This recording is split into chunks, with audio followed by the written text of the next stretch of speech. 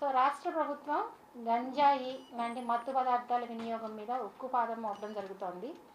ఇందులో భాగంగా రాష్ట్ర డీజీపీ గారి ఆదేశాల మేరకు, మన కమిషనర్ ఆఫ్ పోలీస్ గారి ఆదేశాల మేరకు టాస్క్ ఫోర్స్ పోలీసులు కూడా విశాఖపట్నం నగరంలో ఇట్లాంటి మత్తు పదార్థాలు అమ్మే వారి మీద, వాటిని వినియోగించే వారి మీద, వీళ్ళందరి మీద కూడా నిఘా పెట్టడం జరుగుతోంది. దీనిలో భాగంగా ఈరోజు పొద్దున్న అంటే 11వ తారీఖు ఫిబ్రవరి ఉదయం 7:30 టైంకి టాస్క్ ఫోర్స్ పోలీసులకు రాబడిన సమాచారం మేరకు గాజువాక పోలీసులు, టాస్క్ ఫోర్స్ పోలీసులు కలిసి సంయుక్తంగా గాజువాక లిమిట్స్లో ఉన్న ఒక ఇంటిని సోదా చేయగా అందులో 184 కిలోల గాంజా పట్టుకోవడం జరిగింది. వాళ్ళతో పాటు 8 మంది నిందితులు. వీళ్ళలో అందరూ 7 ఒరిస్సా రాష్ట్రానికి చెందిన వాళ్ళు, ఒక వ్యక్తి రాజస్థాన్ రాష్ట్రానికి చెందిన వాళ్ళు.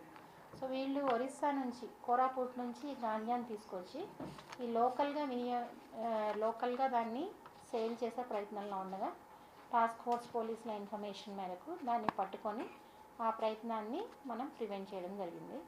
సో వీళ్ళని రిమాండ్కి పంపించడం జరుగుతుంది. ఇలాంటి మత్తు పదార్థాల వినియోగం కానీ వాటి విక్రయాన్ని కానీ అనుమతించే ప్రసక్తే లేదు.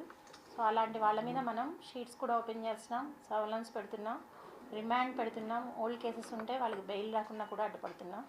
సో ప్రజలకు కూడా మా విజ్ఞప్తి ఏంటి అంటే, అలాగే ఈగిల్ అన్నది కూడా కొత్తగా ఫామ్ చేయడం మీకు తెలిసింది కాబట్టి టోల్ ఫ్రీ నెంబర్కి మీకు ఎవరికైనా ఇన్ఫర్మేషన్ ఉన్నట్లయితే టోల్ ఫ్రీ నెంబర్కి కానీ లేదా కంట్రోల్ రూమ్ 112 కానీ కాల్ చేసి చెప్పినట్లయితే వాళ్ళ ఇన్ఫర్మేషన్ ఇచ్చిన వాళ్ళ వివరాలు గోప్యంగా ఉంచడం జరుగుతుంది. తెలిసిన ఇన్ఫర్మేషన్ ఉంటే ప్రజలు మాకు సహాయం చేయవలసిందిగా కోరుతున్నాను. Thank you.